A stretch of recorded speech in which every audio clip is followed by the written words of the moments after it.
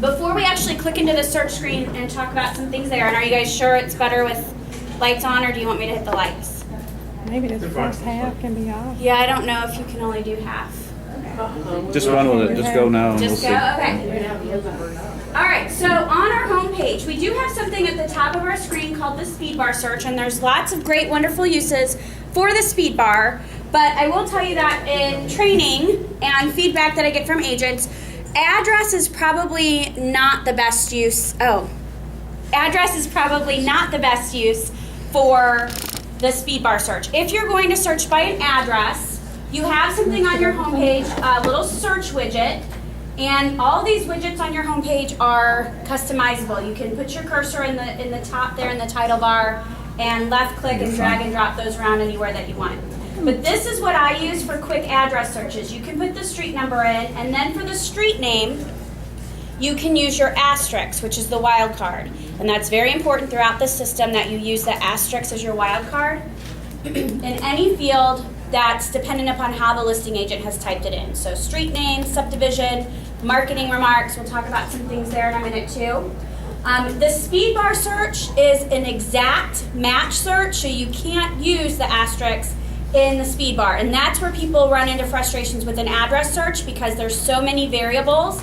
Did the listing agent put drive in the street name, or did they put it as the suffix? Did they type out the word lane, or did they just put LN? Did they put LN period or just LN? There's too many variables. So if I'm going to do an address search, I use this little widget right here on the home page. You could even also put in a zip code if you wanted to narrow it down. Now real quickly, I am just going to show you a couple of cool things that you can do with the speed bar. One of them obviously is MLS number. You can just plug in MLS numbers and put spaces in between. So that's a quick way to do those types of searches. I could also just put an A in there for active and then a space. And what's the zip code here? 63304. So I just said active 63304, hit enter on my keyboard, and it's going to pull up everything active in that zip code. Residential, it defaults to residential, which includes residential, condo, new construction. And there's lots of ways that you can narrow the search then at that point. The speed bar is just for basic criteria. And if you want to learn more about the speed bar, there's a little question mark right there in the speed bar search that you can click on and find out how to abbreviate things. There's a complete speed bar reference guide, and there's also more information about the speed bar in the help section. All right? So that was just from the home page, a couple of ways to run quick, easy searches right from there without even going to a search screen. We can use the speed bar, but for addresses, I would recommend using this little search widget here where you can put street name, street number, street name, use your asterisk, all right? And then other quick searches in the speed bar are MLS number, and then like I said, A for active, space. You could put area, zip code. You could do price in there. If you wanted to do a price range, we could say A for active, what is this area, 415? Close enough. Actives in 415, and then I do a space, $200-300, hit enter on my keyboard. And here's what's active in area 415 in that price range. All right, so the speed bar can be a very handy tool. I just want to make sure that you guys know that address is probably not a good fit for the speed bar. You want to use the search widget here because you can use the asterisk with your street name. I would always just put, for example, Wild Goose, and then an asterisk that pulls up Wild Goose Run. All right, but again, depending upon how the listing agent has put things, always put an asterisk at the end for your wild card. All right? All right, so speed bar, there's no commas or colons, just spaces, but it is your basic criteria. Again, the little question mark here will help you learn how to type things in. But also, anytime you run a search, even from the regular search screen, your basic criteria is always displayed in the speed bar for you there. Is there a dollar sign in front of the... Yes, yes.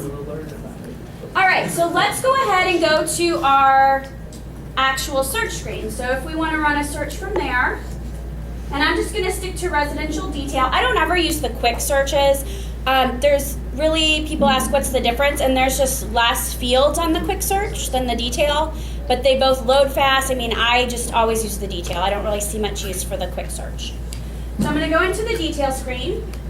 Hey, is there a way to change the defaults on mine, when that opens up, I've got active and all the contingencies. Right, absolutely. So you're psychic, because that's exactly what I was going to talk about next. You can see here that I only have active highlighted, all right? And I only have residential highlighted on my search screen when I first come in. So on your search screen, if there's anything you want to set up as your default, you set it up, and then down at the bottom of the screen, about 2 buttons over from the left of results, there's going to be a little icon that looks like a disc. And if you click on that, you get 3 choices. The first one is to set your criteria. The second one is to set your display, which is over here on the left-hand side of your results bar. So you can, if you prefer pictures, multi-line summary, etc. And then the third choice would be to reset your defaults in case you clicked on something, you're not sure what you did, you want to reset back to the system defaults and build again from there. So if I wanted to set a default, I just click on that little disc, click on the first one to set your criteria.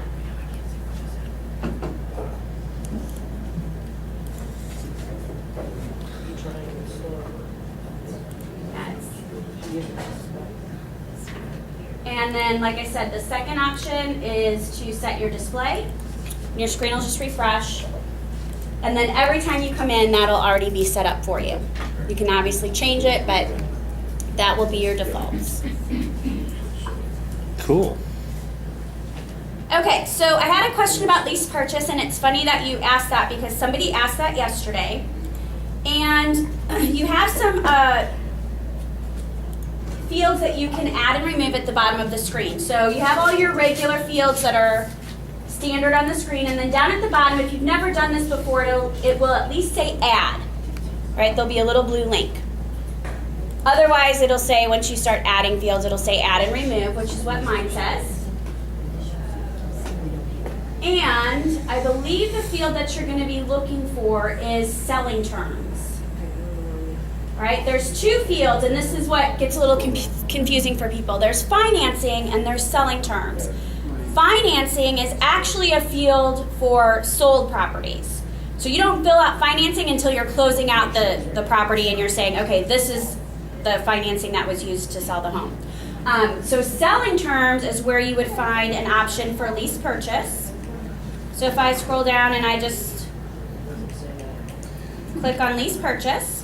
And Katie, how did you get to where you're at now, Daryl? Down at the bottom of your screen, you have a little blue link that says add or add and remove. Oh. And that allows you to add any other fields to the bottom of your search screen. And then you'd have to save them if you want to keep them there. Yeah, once you click into add or add and remove, you don't even have to save. What you do is when you click on add or add and remove, it brings up all the possible fields that you can add. And you can go through that list, and you can see I had a bunch of them at the bottom of my page. I've added ownership and bedroom description and all kinds of fields. So you can go through. Sorry. It's okay. Over, if you click on something and you realize you don't want that, click. I couldn't get I think it's on basements. I couldn't get it not to pull up walkouts once I click walkouts. Right, I'll cover that in a minute. Okay, so once you go through here and you select all the fields from the left that you want to choose, you just highlight them and click add. And then once you have those all set up, you can even click on there and move them up or move them down, put them in whatever order that you want. And then if you click back, now every time you go to run a search, those fields will be at the bottom of the search screen for you. And the question that I was covering specifically was about lease purchase. So that is found in selling terms. All right, so I have active only and residential highlighted, but just clicking on lease purchase there with no other criteria, it says it has 172 matches. Now, what I would recommend, though, is I would run it that way, and you'll get your 172. But if I refresh my screen here and clear that out, the other thing you could do is to use the marketing remarks. And again, just make sure you use your asterisk as your wild card. So if I was going to type a word or phrase in my marketing remarks, I could say, asterisk, lease, purchase, asterisk, and that would say anything containing the words lease purchase. And then I'll get 41 matches. Now, those might be part of the 100 and something that I just pulled up. But I would always run it both ways because you never know how the listing agent is identifying that information. All right? All right, and then the other question I'll address about searching is the question about running information based on your agent ID. So down here at the bottom of the screen, you have the ability to type in listing agent ID, selling agent ID, and then the listing or selling.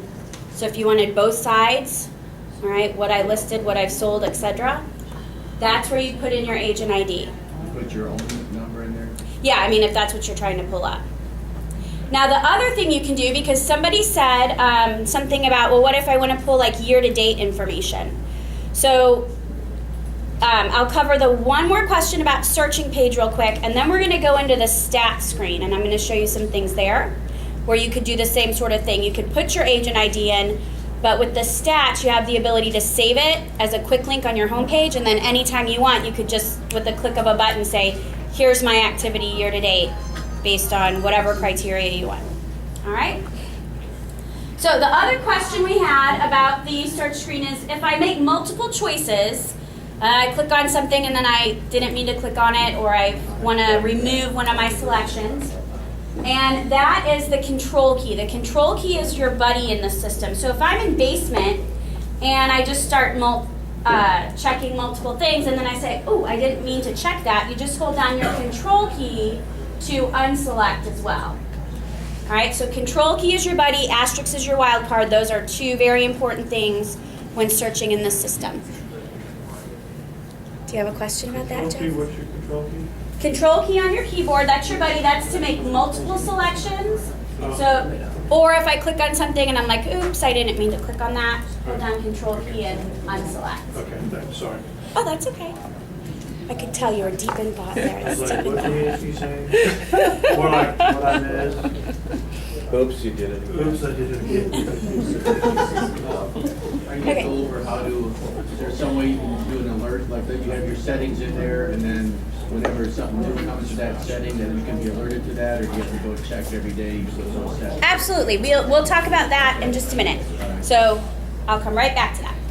Okay, so let's go now real quickly. We're going to talk about stats, and then we'll talk about auto alerting or automatic alerts, things like that, and then we'll talk about CMA, and then we'll talk about the realist stuff. So just based on the questions we had about searching, we've covered some of those, but you said something about what if I want to know year-to-date information. So I want to show you the stats tab at the top of your screen, because this allows you to set up, save, customize stat type reports, update type sales updates based on any criteria that you want. And then somewhere on your homepage, you're going to have a My Stats widget. And you can see I have a ton of stuff in there. All right? So you can really, I don't know that there's even a limit. I haven't reached it yet. But you can create all these different stat or update type reports that with a click of a button, these are dynamic links. So you create it once and you save it. And I'll show you how to do that in just a second. But as you can see here, I created a Area 410 year-to-date sales report. So now if I'm on my way out the door to a listing appointment, I just click that link on my homepage and it's going to pull up my year-to-date Area 410 sales report. It's a little graph that I created. And I can print that or email that and be out the door. All right? So I'll show you how to do that. Once we're in here, it gives us our graph or chart that we've created. But up at the top right, there'll be some choices here, and one of them says data. And if I switch to data, that's the actual raw numbers. That'll show me a little, okay, here's how many sales we've had, here's the median price each month, and if I wanted to, I could even export that into an Excel spreadsheet and do whatever I want with it. All right? So I'm going to show you how to do those stats, how to create those. And that's, again, based on any criteria that you want. Once you set it up and save it, it's a dynamic link on your homepage. So if I run it a month from now, in July, it's going to be year-to-date up through that time when I click it. All right? So to get started with that, you just click on the Stats tab up at the top of your menu bar there. And all of this information, it can be found in the Help section or in the MAXRIX manual as well. The stats, it'll walk you through it step by step, has little demos for you to practice with, all that good stuff. But you'll notice that the right-hand side of the stats screen looks pretty familiar. It's going to look a lot like our search screen that we just talked about. So if I wanted to create statistical reports based on any criteria, I could fill that out. And I could even do that by drawing an area on a map, putting in a zip code, a subdivision. Somebody mentioned earlier today their own productivity. So you could add down at the bottom, you can add or remove fields here, just like you can on your search screen. So you could say listing agent ID, listing office ID. So you could add those fields at the bottom as well. All right? So you could be creating those based on any criteria that you want. So just I'm going to do a quick example here with area 410 again. So if I put in an area, then I have some options at the top left that'll say system presets. And these are just kind of templates that you could start with and build from. So do I want an active inventory report, days on market report, months of inventory, sold price to list price, sales volume, number of sales. So this one is actually, I'm going to sit down here so I can do this a little better. This is actually number of sales by year for area 410. So I highlight the stat that I want, and then I come down to the bottom left and I hit generate. Those are already preset on the left? The first few, all the ones down below are mine that I've already created. So your list is going to look much shorter. So here it's just going to pull up a sales report by year for area 410, and it's color coded, and it tells me the different years that it shows the different sales information. All right. Now, I want to customize that. That's not exactly what I was looking for. All right. So notice up at the top, once you start building your templates, you can hit customize. And you could have hit customize from scratch and built your own, but I just started with a template to show you how this works. So it has time frame. So I want to go year to date or past 12 months. Or you can do previous years, or you can hit custom and put a specific date range that you're looking for. I just want first quarter activity or second quarter activity. So you can customize your time frame. And then I like the number of sales, but I actually want those, instead of a chart type smooth line, I want those in a column format. So I choose that. And then right now it doesn't have any secondary stat, but I want to get price on there. So I click on that drop down and I can get average sale price, median sale price. All right, so I'm going to go with average sale price. So now my chart is going to have number of sales each month, and I did that for the past 12 months, and a smooth line is going to show me the average price. And that's grouped by month. That's great because I did past 12 months. And then down below that, there's going to be a little blue choice that says style options if you want to get wild and crazy. Maybe I don't like this default color palette. I want a earth tones color palette. Berry, yeah. All right. So you have different fire. All right. So you have different color palettes. And so I say, okay, I think that's going to be good. I hit generate, and now it's going to create a 12 months sales report for area 410 in earth tones. All right. And the columns are indicating number of sales each month, and the little line is indicating average price. All right. And there's a little option over here that says back to front. I'm going to go ahead and hit that and hit generate. So I want to pull that line in front of my graph or chart. So there's all kinds of little things that you could do there. But again, if you switched it over to data, it'd give you the actual numbers and the ability to export this info into a spreadsheet. But otherwise, now I've created a 12-month sales report for area 410. So I want to save this because remember, I want that link on my homepage so I never have to do this again. I did it once. I want to save it. So up at the top left, this is where you do everything with the stats. I hit save now, and I'm going to give it a name. This is my area 410 12-month sales report. And then you'll have a little box to save it with your criteria, which I want to do. I want to set it for area 410. And then I have a little checkbox to show that on my homepage, and I want to be sure to check that, right? And then I just hit save or save a copy, and I'm done. You guys won't have the option to save it as a system preset. So now I'm done with that. And if I click to home, I'll have my area 410 12-month sales report here. Anytime I want to run that now, I just click that link on my homepage. It's dynamic. It's going to run it up to the day that I'm clicking on that link and give me a report that I could print or email. Yes. Can you rename any of those? Absolutely. You could, now that you have that set as a preset, you can always pull it up and just tweak the criteria and then give it a new name, save it. Yes. So once you do one, you can do, just copy them, basically. Where is it on, I missed it out, where is it on the homepage? I can't find it. Somewhere you'll have a little widget that says My Stats. Everybody's homepage is different, so Mine was like right in the center towards the bottom. yeah, you can customize your homepage and move those around anywhere that you'd like. So that's the Stats tab. Saved it. It's not, you can't find My Stats, No, or? my stats is there, but we just saved what you said and it's not, it says nothing, it says I don't have it. Okay, did you save it to your homepage? Go back to Stats and see if it's on the left side of your page. Are you logged in as you? What's your last name? Don't worry, don't hold it. No, that's okay. What's your last name?